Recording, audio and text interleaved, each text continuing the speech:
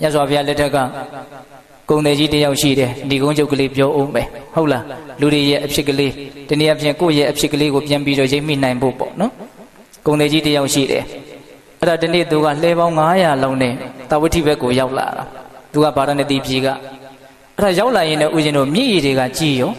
ကြီးတော့သူရောက်လို့တဲ့နေရာကိုသူမသွားနိုင်အဲ့ဒီမှာကုန်တွေကလှဲပေါ်မှာအပြည့်မြည်ရည်ကလည်းအခြားကြီးနေတာဟိုဘက်ကန်းကိုတော်တော်နဲ့မကူးနိုင်ဘူးအဲ့ဒါနဲ့မြည်ရည်တွေကျသွားပြီဆိုတော့ရောင်းလို့ဝယ်လို့ကအဲ့ဒီချိန်မှာတိတ်ပြီးတော့အဆင်မပြေတော့ဘူးပေါ့အဲ့ဒါနဲ့သူကဘလို့စဉ်းစားတော့ဆိုတော့သူကဗာတွေရောင်းတာတော့ဆိုတော့ဦးဇင်းတို့အဝတ်ထေရောင်းတာအဲ့ဒီခေတ်အဲ့ဒီခါကဦးဇင်းတို့ပန်းမွန်ကလေးတွေနဲ့အယောင်ဆိုးပြီးတော့နော်ဝစ်ပန်းအထေဆိုတာသူရောင်းတာပေါ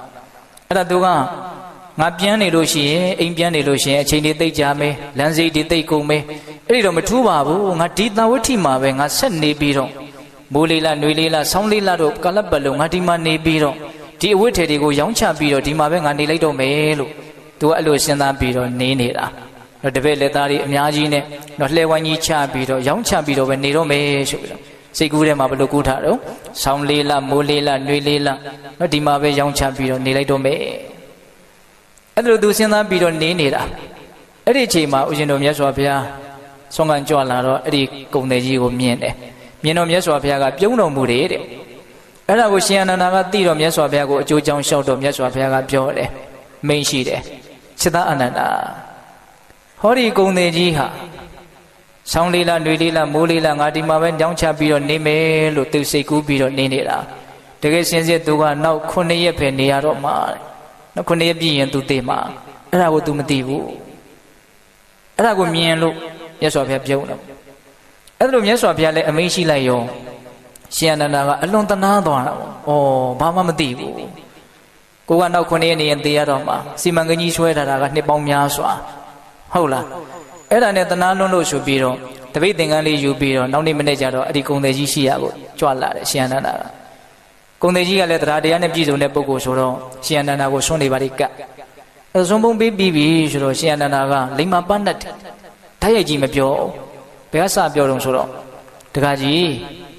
းအသက်အန္တရာယ်ဆိုတာသိနိုင်ခဲ့တယ်ဒါကြောင့်မမေ့မလျော့နေတဲ့တဲ့လူဒါလေးပြောတယ်အဲ့တော့ကုံတယ်ကြီးကလည်းပဲလိမ္မာပန်းတ်တဲ့လူတစ်ယောက်ပဲရှင်အနန္ဒာရဲ့မျက်နှာရည်မျက်နှာကဲပြောပုံဆိုပုံကိုကြည့်ပြီးတော့ तू ဘာမှပြောသလဲမသိဘူးအကြောင်းမဲ့ဒါမပြောဘူးဆိုတာကို तू ခံမှတ်မိတယ်အဲ့ဒါနဲ့ကုံတယ်ကြီးကပြန်မေးတယ်ရှင်ဗျာပုံမှန်လင်းလင်းပြောပါတပည့်တော်မှာအသက်အန္တရာယ်များဖြစ်နိုင်သလားအဲ့ဒီလိုမေးတော့မှဖွင့်လာပြီဆိုတော့မှရှင်အနန္ဒာကဓာတ်ရိုက်ပြောတော့တာတခါကြီးဟုတ်တယ်တဲ့တင့်ကိုမြတ်စွာဘုရားကအမိန့်ရှိတယ်ဒီကုံတယ်ကြီးဟာ9ရက်အတွင်းမှာသေလိမ့်မယ်လို့အမိန့်ရှိတယ်အဲ့လိုပြောလိုက်တော့ကုံတယ်ကြီးကမြတ်စွာဘုရားမှာလည်းယုံကြည်တဲ့ပုဂ္ဂိုလ်ဆိုတော့အလွန်တရာမှထိတ်လန့်တုန်လှုပ်သွားတယ်ဟုတ်လားငါ9ရက်ပဲနေရတော့မှာတဲ့ပေတပေါင်းသူတော်ကောင်းတို့သူတော်ဘာမှဖြစ်နေတယ်ဆိုတာကနော်ဦးဇင်းတို့ဗမာစကားတစ်ခုရှိပါတယ်မီးဆိုတာကိုယ့်ထီမှာကိုပူတာပေါ့နော်သူများဖြစ်နေတာတွေကိုကြားရင်စိတ်ထဲမှာခံစားချက်ကအရင်ကြီးမပြင်းထန်ပေါ့တကူစားလေးပြုတ်ကြည့်ပေါ့ကိုချင်းလေးစားကြည့်ပေါ့ငါဟော9ရက်လောက်ပဲနေရတော့မယ်လို့များဖြစ်ခဲ့မယ်ဆိုရင်ဘယ်လိုနေမလဲဆိုတဲ့အတွေးလေးနော်ကိုကုံတဲ့ကြီးက तू 9ရက်လောက်ပဲနေရတော့မယ်ဆိုတဲ့စကားကိုလည်းကြားလိုက်ရော तू ဘလောက်ထိတ်လန့်တုန်လှုပ်သွားမလဲအဲ့ဒါနဲ့ तू ဘာလုပ်တုံဆိုတော့အာကိုရရှာတဲ့အနေနဲ့ဘုရားမှုရှိတဲ့တန်ဃာတော်တွေကို9ရက်တိတိပင့်ပြီးတော့ဆွမ်းကတ်တယ်တဲ့ဟုတ်လား9ရက်တိတိပင့်ပြီးတော့ဆွမ်းကတ်ပြီးတော့အဲ့ဒါဆွမ်းအနုမောဒနာတရားမြတ်စွာဘုရားဟောတဲ့ခါမြတ်စွာဘုရားကပါဟောတော့ဆိုတော့ဣဒဝတ္တံဝိသိတ္တမဣဒဟေမန္တဂိမိန်တုဣတိဘာလဝိစိန်တေတိအန္တရာယောနဘုစတိတဲ့ဟောဒီလောကကြီးမှာအသိဉာဏ်မရှိကြတဲ့မိုက်မဲကြတဲ့ပုဂ္ဂိုလ်တွေဟာ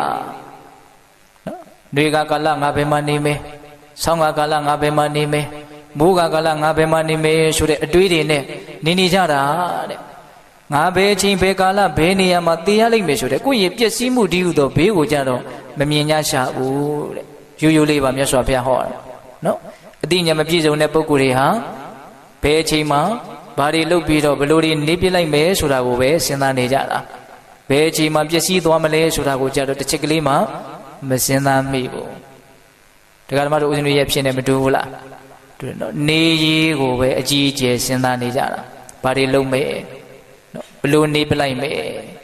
ဒါတွေကိုပဲအကွက်ချပြီးတော့စီစဉ်နေကြတာနော်ဒီ ဘယ်ချိန်မှာဘယ်နေရာမှာငါဘာတွေဖြစ်သွားနိုင်တယ်လဲဆိုတာကိုကြတော့ဘယ်သူမှထင်မတွက်ဘူးပေါ့အဲ့ဒီလိုအဓိပ္ပာယ်ရှိတဲ့ဂါထာလေးကိုမြတ်စွာဘုရားဟောလိုက်တော့ဂုဏ်သင်ကြီးဟာသောတပတ္တိမေညာကိုရတယ်တဲ့သောတပန်ဖြစ်တယ်ပေါ့အဲ့ဒါမြတ်စွာဘုရားအကြောင်းတော်ကိုပြန်ကြွပြီဆိုတော့မြတ်စွာဘုရားကိုသူလိုက်ပို့တယ်လိုက်ပို့ပြီးတော့ပြန်လာပြီဆိုတော့အိမ်မှာအိမ်ရောက်ပြီဆိုတော့ခေါင်းခဲတယ်ခေါင်းကိုက်တယ်ခေါင်းနာတယ်ဆိုပြီးတော့အိပ်ရတဲ့ဝင်ပြီးတော့အိပ်တယ်အဲ့ဒီအိပ်ရတဲ့တင်ပဲကွယ်လွန်အိဆာရောက်ဒါကွယ်လွန်တော့ဘယ်ရောက်သွားတော့ဆိုတော့တုတိတန်နတ်ပြည်ကိုရောက်သွားတယ်နော်အဲ့တော့ဦးဇင်းတို့ပြေးတဲ့ပေါင်းတော်ကောင်းတို့ဂုဏ်သေးကြီးကတော့မြတ်စွာဘုရားရဲ့ဂုဏ်ကျေးဇူးကြောင့်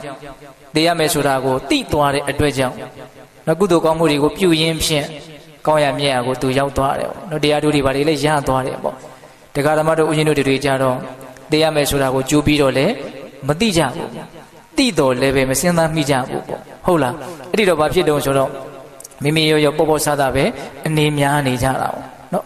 ဒါကြောင့်ကုသိုလ်ကောင်းမှုတွေကိုပြုဖို့အတွက်များစွာတွန်းအားပေးနိုင်တဲ့မိမိရဲ့ပျက်စီးရမယ့်အနေအထားသိဆုံးရမယ့်အနေအထားတွေကိုများများစဉ်းစားဆင်ခြင်ပေးဖို့မလိုဘူးလားလိုတယ်သာသနာတော်နဲ့တွေ့တဲ့အခါမှာသိခြင်းကောင်းဖို့သိခြင်းလွတ်ဖို့ဆိုတာကိုလည်းပဲမိမိတို့ရဲ့အဓိကအလုပ်တစ်ခုအနေထားပြီးတော့ကြိုးစားအထောက်ကြဖို့မလိုဘူးလားလိုတယ်အဲ့တော့ဦးဇင်းတို့ဏိကုံးချုပ်ဘာပြောခြင်းတော့ဆိုတော့ဘဝမှာဘယ်လိုခံယူခြင်းမျိုးနဲ့ဘာတွေကိုပဲလုပ်နေဟုတ်လားလူတွေဆိုတာကတော့ခံယူချက်တစ်မျိုးစီနဲ့နေကြတာပဲလေဟုတ်လားဘယ်လိုခံယူချက်မျိုးနဲ့ဘာတွေကိုတန်ဖိုးထားပြီးတော့ဘာတွေကိုပဲရှာပြီးတော့ဘာတွေကိုပဲလုပ်နေဒီခန္ဓာကိုယ်ကြီးကတော့သိခြင်းတရားစီကိုဥတည်ပြီးတော့သွားနေတဲ့ဒုက္ခကြီးကမရက်တဲ့အတွက်ကြောင့်တဖြည်းဖြည်းနဲ့နီးလာတယ်ဆိုတာကတော့မသေးကြဘူးလားသိကြတယ်နော်တောင်ကျမြစ်တစင်းစီးဆင်းနေတယ်လို့အရက်မရှိအနာမရှိသွားနေတဲ့ခရီးဖြစ်တဲ့အတွက်ကြောင့်သာတယုံကိုအဆွဲခံရတဲ့နွားတကောင်ရဲ့ခြေလန်းတိုင်းဒီသေခြင်းနဲ့နီးလာတယ်လို့တရားဓမ္မတို့ဦးဇင်းတို့ရဲ့ဘဝလည်းပဲပျက်စီးခြင်းနဲ့နီးလာတယ်ဘာတွေပဲလှုပ်ဘလို့ပဲစဉ်းစားဟုတ်လားငါတို့အသေးကောင်းအောင်လုပ်ဖို့အသေးလွတ်အောင်လုပ်ဖို့အရေးကြီးတယ်လို့သိမသိကြိုးစားသည်ဖြစ်စေမကြိုးစားသည်ဖြစ်စေဘလို့ပဲနေပေါ့ဟုတ်လားတေချာတာကတော့ဒီခန္ဓာကိုယ်ကြီးက